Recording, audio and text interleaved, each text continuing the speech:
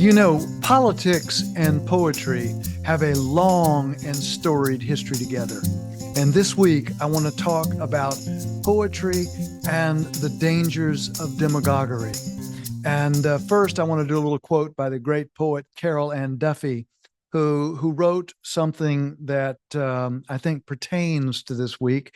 She said, "To write poetry is to be alive. To write poetry is to be alive. It is to witness the world's political and personal turbulence and transform it into something that can be felt, understood, and perhaps changed." Those are the words of Carol Ann Duffy. Now, in this subject of demagoguery, some years ago, I wrote a very short little poem, uh, and it came out this way. Again, it's just called Demagoguery.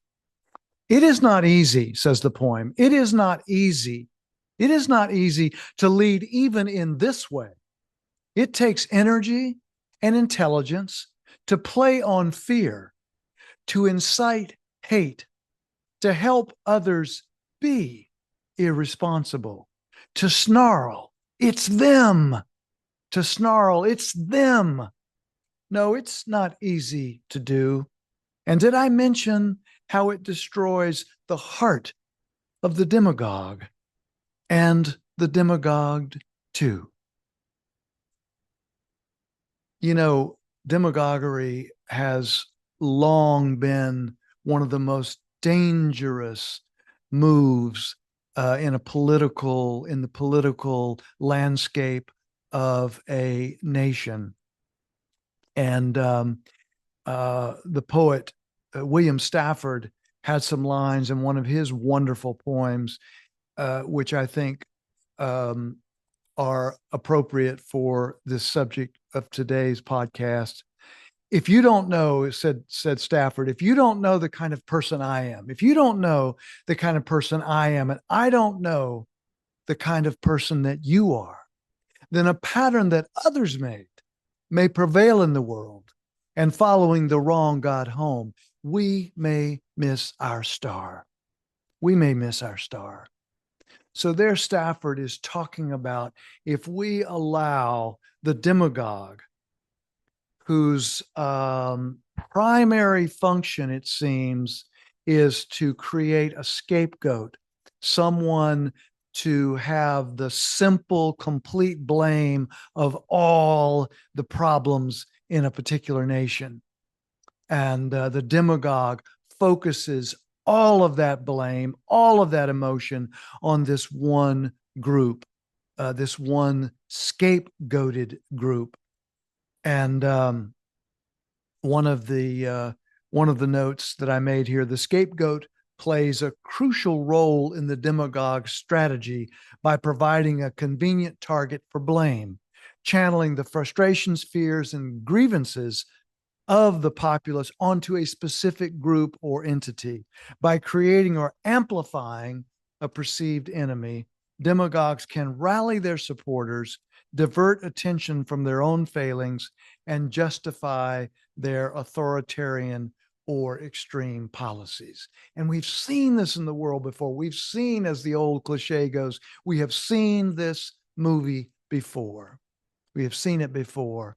And in the United States right now, pre the election, we are seeing this particular dance step again.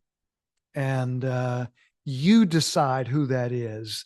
I think it's pretty obvious. So the poem, Demagoguery. It is not easy to lead even in this way.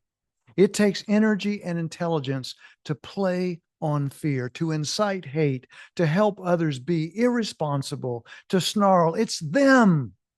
No, it's not easy to do. And did I mention how it destroys the heart of the demagogue and the demagogued too?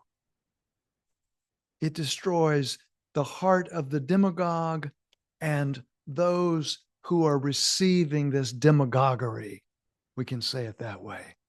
It destroys the heart, and it will ultimately destroy the heart of a nation, a people.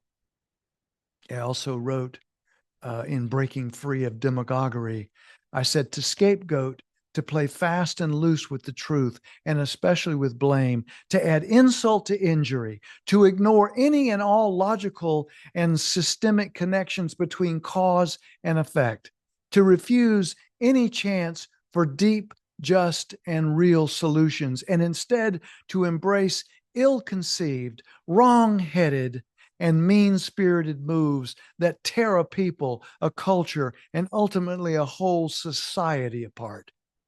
Breaking free of demagoguery is to own and truly resolve the difficulty that a people are undergoing, and to not defer it, and to not scapegoat, and to not become untethered from anything like truth.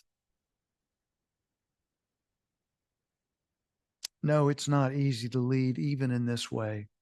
It takes energy and intelligence to play on fear, to incite hate, to help others be irresponsible, to snarl, it's them, it's them. No, it's not easy to do. And did I mention how it destroys the heart of the demagogue and the demagogued too? Thank you for listening to this edition of Dale Byron on Poetry. I really appreciate your listening ear. And please vote. Thanks so much. Take good care of yourself, and if you can, of course, someone else.